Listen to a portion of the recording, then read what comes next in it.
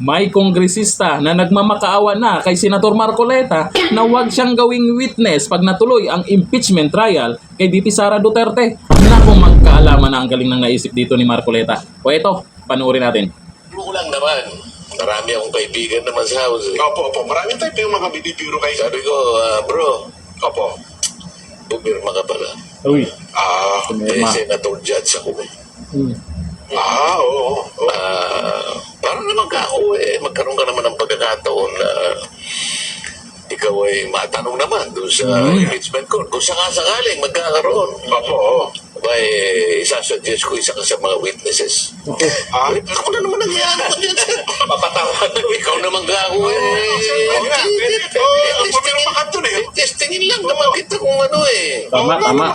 Oo, kasi nung una tayo nag-usap, sinabi mo, anong magagawa ko, mamapasa ko ba yan napakakapal niyan pagkakanya kinakailangan pumirma ka agad. Paano ko mapapasa yan? Oo.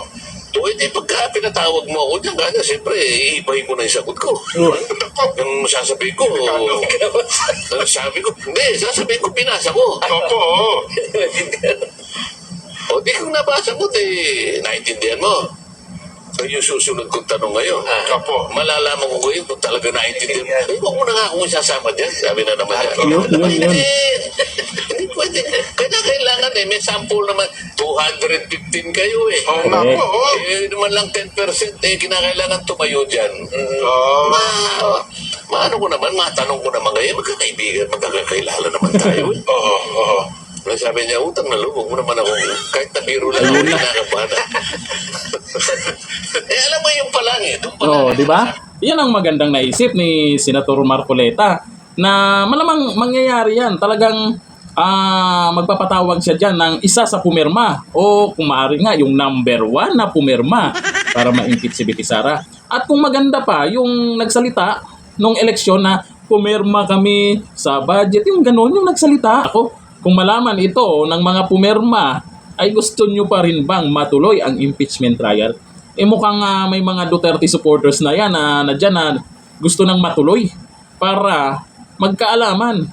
At may mga ipapatawag dyan at may mga madadamay daw na pangalan tungkol doon sa sinabi ni VP Sara nakaraan na may envelope, white envelope. May nabanggit siyang video niyan May nabanggit siya, cute nating, basta cute yun, yung nabanggit niyang pangalan ni VP Sara. Maraming madadamay talaga dyan at mapapatawag at magkabukingan talaga. Nung eleksyon, kung napanood niyo po yung video ng ibang mga congressman na pumirma na nagpaliwanag sa distrito nila na kami po ay pumirma ng dahil sa ganito, ganyan, yun pa rin ba ang sasabihin nila pag pinatawag sila sa impeachment trial kung matuloy Kung yun ang sasabihin nila, nako, ebidensya yon na dapat talagang hindi ma-impeach si VP Sara. Kasi pumirma sila nang hindi binasa at hindi naiintindihan yung pinirmahan at iba pala ang dahilan. Ano kayang paliwanag ng ibang congressman? Ako, marami yan sila. Yung mga pumirma. Kaya kung matuloy talaga ito, malamang may mga congressman na pumirma dyan na ayaw nang matuloy ito. Diba? Kasi mapapatawag gawin silang witness niya kagaya si Senator Marcoleta kasi mabilis lang talaga na magpapatawag siya dyan ng gagawing witness na congressman kasi dyan siya galing. Maraming mga kakilala siya dyan. Kakilala, kakwentuhan. Siyempre, yung iba nagkikwento yan. Bakit sila pumirma? Diba? Siyempre, yung iba tatanungin ni Marcoleta, pre, bakit ka pumirma? May sasabihin yan. Kung yun ang ibubuking ni Marcoleta, kasi senator judge si Marcoleta dyan sa mangyayaring impeachment trial kung matuloy. Nako. Yan yung excited na aabangan natin. Kung matuloy marami pong mga Duterte supporters ngayon na gustong matuloy kasi may mga gustong malaman. Pero maganda pa rin talaga ang ipapatawag nila dyan yung number 1 na pumirma. Yung nangunguna. Sandro Marcos, bakit nga ba pumirma ka? Nagtatanong lang sabi ni Rebecca Aliho, Attorney Senator Marcoleta, ipatawag nyo lahat ng mga congressman. Naku, hindi kasya. 200 plus naman sila pumirma. Ipatawag nyo lahat ng mga congressman na pumirma para magkaalaman na ang katotohanan kung sino-sino po ang mga binayaran. Bayaran bang nagaganap? Ingat po kayo, Senator Marcoleta. Mabuhay po kayo. God bless po. Hindi na sayang po ang boto na ibinigay talaga kay Marcoleta. Matapang yan. Nakikita naman natin yung performance niyan doon sa Kongreso. Kahit galit na yung katabi niya. Basta, sasabihin niya ang gusto niya. Sabi ni Celso Senedo, Good job, Atty. Senator Marcoleta, hindi kami kamali sa pagboto sa iyo.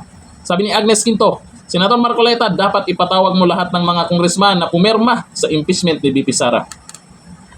Isa din po yan sa sa video na gustong gawin ni Senator Marcoleta, lalo na doon sa nakausap di umano niya na bakit pumirma. Yun nga lang, siyempre ikaw congressman. Tapos ay mapapasama ka dyan. Mapapasubo ka talaga dyan kung ano yung sasabihin mo. At yung congressman na pumirma at hindi nanalo nung eleksyon, tapos ipapatawag dyan, naku, abala sa kanila yan. Sabi ni Jones Vlog, at si Sandro Marcos, unang ipatawag kung alam niya ang sagot. O kasi may mga nakasulat bago pumirma, ilang pages yan. Kung alam nila yung mga nakasulat doon ha. Sabi ni Sir Lito Pornias, sana matuloy ang impeachment para mag-isa ang mga congressman. Ayan talaga, kasi dyan ang galing. Sila yung pumirma, kaya nakarating sa Senado. Kaya malamang, may mga itatanong din sa kanila yan. May mga investigasyon din na gagawin kung bakit sila pumirma. Totoo ba talaga na kailangan ma-impeach ni VP Sara? Sabi ni Kalya Aguila, dapat mag-exam lahat ng pumirma. Magkaalaman na kung maintindihan nila yung pagpirma nila sa impeachment ni Sara. Diyan pa lang, sa pirmahan pa lang, mukhang nagkalabo-labo na sila. Sa pirmahan pa lang ha, maraming mga nagsasabi nung eleksyon na sa sa budget ang dahilan kaya pumirma. Meron pang mga nagsabi na magkano ba yung halaga? Milyon. May mga nagsabi na ganun, di ba? Kalat na kalat sa social media yung halaga na mga nabanggit nila. Pero saludo po ako doon sa mga congressman na hindi talaga pumirma. Di bali na mawalan sila ng budget, di bali na gipitin man sila, kung ano man yung magiging kapalit na hindi sila pumirma, talagang pinanindigan nila. Kaya ito yung sinasabi talaga ni Rowena Guanzo Nacarani na kay Marcoleta, lagot kayo talaga. Yung mga magnanakaw, lagot daw kayo kay Marcoleta. Abangan po natin yung isa sa gustong makuha ni Marcoleta, yung Blue Ribbon Committee. Pag natapos po yung pilian po ng magiging Senate President, ay kakausapin niya na siya yung maging chairman ng Blue Ribbon Committee, itong si Senator Marcoleta. At alam natin, yung Blue Ribbon Committee ay magkakaroon siya ng, kumbaga ay tsansa na ipatawag yung mga lalay, mga buhaya, at mga kawatan dyan sa gobyerno. Sulit na naging senador po ito si Senator Marcoleta. Nako, kabahan na pag natuloy ang impeachment trial kay VP Sara. Maghanda-handa na. Research na kung ano yung nakasulat doon sa pinirmahan nyo ha. Ba't ba kayo kasi pumirma? Ano bang dahilan? Kayo, alam nyo ba kung anong dahilan nila? Comment tayo dyan ha. Hanggang dito na lang. Thank you. Bye-bye.